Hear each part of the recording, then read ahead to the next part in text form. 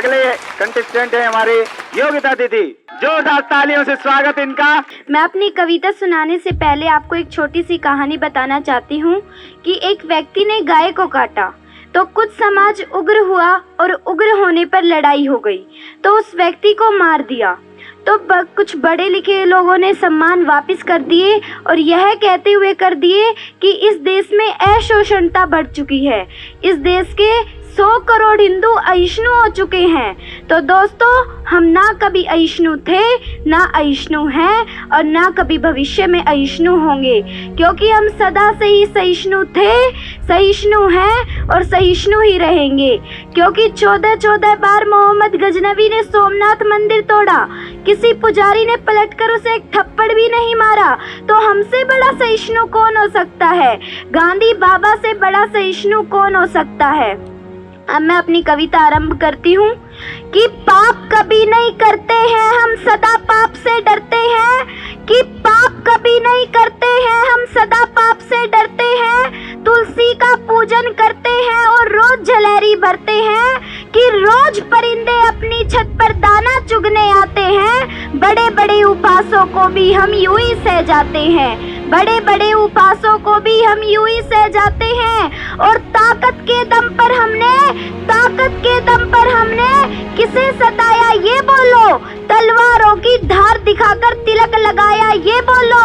अरे जेहादी जो मैल था उसको हमने साफ किया था जी, 17 बार मोहम्मद गोरी हमने माफ किया था जी, 17 बार मोहम्मद गोरी हमने माफ किया था जी। यदि मैं सहिष्णु ना होता, कश्मीर में काटा ना जाता, मैं यदि सहिष्णु ना होता ये भारत बांटा ना जाता, मैं यदि सहिष्णु ना होता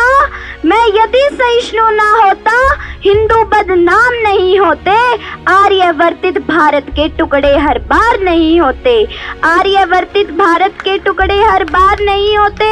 अरे लगता है तुम हिंदुस्तान कंगाल बनाकर मानोगे, सारा भारत काश्मीर बंगाल बनाकर मानोगे।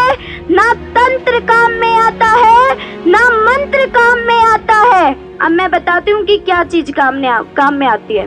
हमने 4 वेद लिख दिए, 18 पुराण लिख दिए, सत्य सनातन धर्म बहुत प्राचीन है। इस अहंकार ने हमारे देश की सीमाएं छोटी कर दी, तो समय पड़ने पर क्या चीज काम में आती है मैं बताती हूँ। ना तंत्र काम में आता है, ना मंत्र काम में आता है, जो शीश काट दे दुश्मन का वह यंत्र काम में आता है।